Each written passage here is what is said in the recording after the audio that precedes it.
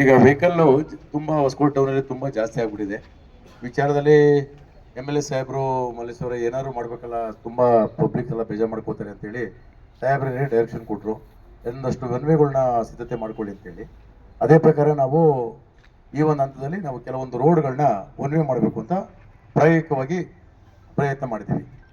ಏನಂತಂದ್ರೆ ಈಗ example KB circle ಮಧ್ಯಭಾಗ ಅನ್ಕೊಳ್ಳಿ.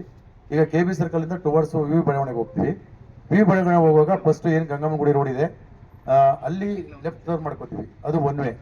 ಬಡಾವಣೆ ಹೋಗೋದಕ್ಕೆ ಅಲ್ಲಿ ಮುಂದೆ ಹೋಗ್ಬಿಟ್ಟು ಓಂಸಿ ಸರ್ಕಲ್ ಹೋಗಿ ವಾಪಸ್ಸು ತಿರ್ಗಾ ಮೂರು ಸರ್ಕಲ್ಗೆ ವಾಪಸ್ ಬರ್ತೀವಿ. ಇದು ಒಂದಾಯ್ತು. ಆಮೇಲೆ ವಾಪಸ್ಸು ಬಂದು ಮತ್ತೆ ಟೌನ್ ಕಡೆಗೆ ಮತ್ತೆ ಲೆಫ್ಟ್ ಇದ್ರ ಕಡೆ ಹೋಗ್ಬೋದು, ಆ ಸಿಟಿ ಟೌನ್ ಮಾತ್ರ.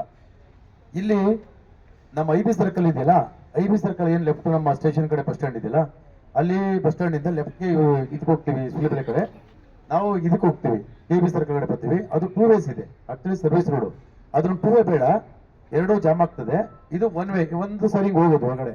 ಅಂದ್ರೆ ಬೆಂಗಳೂರಿನಿಂದ ಬಂದು ನಾವು ಟುವರ್ಡ್ಸ್ ಸುಲಿಬೆಲೆ ಕಡೆಯಿಂದ ಬರ್ತೀವಿ, ಬೆಂಗಳೂರಿನಿಂದ ಬಂದು KB ಸರ್ಕಲ್ ಕಡೆ ಒನ್ ವೇ ಹೋಗ್ತೀವಿ. ಹೋಗ್ಬಿಟ್ಟು ಲೆಫ್ಟ್ ನಾವು ಇದಕ್ಕೆ ಹೋಗ್ತೀವಿ, ಕೆ ರೋಡ್ ಹೋಗ್ತೀವಿ. ಅಲ್ಲಿ ಏನ್ ಲೆಫ್ಟ್ ಇದೆ ನೋಡಿ, ಚಿಕ್ಕೇಗೌಡ ಚೌಟ್ರಿ ಇದೆಲ್ಲ ರೋಡ್, ಅದು ಅದನ್ನ ವಾಪಸ್ಸು ಲೆಫ್ಟ್ ಒನ್ ವೇ ಬರುವಂತ ಪ್ಲಾನ್ ಮಾಡಿದ್ವಿ. ವಾಪಸ್ ಅದು ಒನ್ ವೇ ಬಂದು ಮತ್ತೆ ಸೂಲಿಬೆಲೆಗೆ ರೋಡ್ಗೆ ಕನೆಕ್ಟ್ ಆಗ್ತದೆ. ಮತ್ತೆ ಇಲ್ಲಿಂದ ಮತ್ತೆ KB ಸರ್ಕಲ್ ಜೆ ಸರ್ಕಲ್ ಹೋಗಿ ಏನ್ ಬೈರೋಡ್ ಪೆಟ್ರೋಲ್ ಬಂಕ್ ರೋಡ್ ಏನಿದೆ ಅದು 2 ವೇನೇ ಇರ್ತದೆ, ಅದನ್ನೇನು ಬದಲಾವಣೆ ಇಲ್ಲ. ಆಮೇಲೆ ವಾಪಸ್ ತಿರ್ಗಿ KB ಸರ್ಕಲ್ ಇಂದ ವಾಪಸ್ಸು IB ಕಡೆ ಬರ್ತೀವಿ. ವಾಪಸ್ಸು KB ಸರ್ಕಲ್ IB ಬರುವಾಗ ಅದ್ ಕಡೆಯಿಂದ ಬರುವಾಗ ಒನ್ ವೇ. ಇಲ್ಲಿ ಈ ಕಡೆಯಿಂದ ಹೋಗ್ತಾರಲ್ಲ, IB ಕಡೆಯಿಂದ ತಿರ್ಗಾ ಕೋರ್ಟ್ ಸರ್ಕಲ್ ಕಡೆಯಿಂದ ಒನ್ ವೇ ಹೋಗ್ತಾರಲ್ಲ, ಈ BTC ಬಸ್ ಎಲ್ಲ ಹೋಗ್ತಾವಟ್ಟ, ಅವ್ರಿಗೆಲ್ಲ ಆಲ್ರೆಡಿ ನಾವು ಇನ್ಫಾರ್ಮ್ ಮಾಡಿದೀವಿ. ನೀವು ಹೋಗ್ಬಿಟ್ಟು ಅಲ್ಲಿ ಟೋಲ್ ಹತ್ರ ಯೂಟರ್ನ್ ಮಾಡ್ಕೊಂಡ್ ಬರ್ಬೇಕು ಅಂತಾನೆ ಅವ್ರಿಗೆ ಹೇಳಿದ್ವಿ ನಾವು.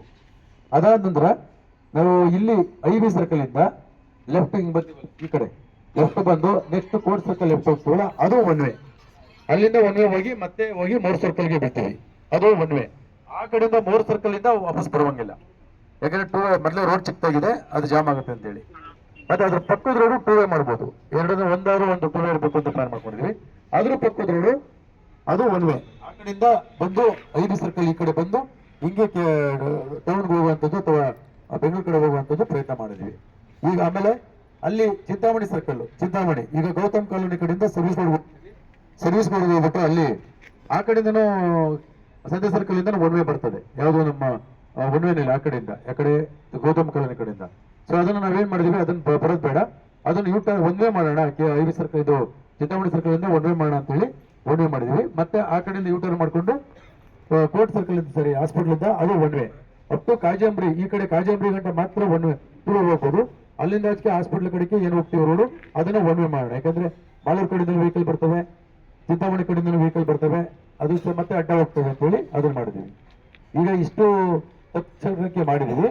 ಮುಂದಿನ ದಿನಗಳಲ್ಲಿ ಇದನ್ನು ಪ್ರಯೋಗ ಮಾಡಿ ಮತ್ತೆ ಕೆಲವು ಇನ್ನೂ ಮಧ್ಯದಲ್ಲಿ ಏನೇನು ಮಾಡಬೇಕು ಅಂತ ನಮ್ಮ MLA ಸಾಹೇಬರ ನೇತೃತ್ವದಲ್ಲಿ ನಿಮ್ಮಗಳ ಒಂದು ಇದನ್ನ ತಗೊಂಡು ಸಲಹೆಗಳನ್ನು ತಗೊಂಡು ಮಾಡೋಣ ಅಂತೇಳಿ ತೀರ್ಮಾನ ಮಾಡಿದ್ವಿ.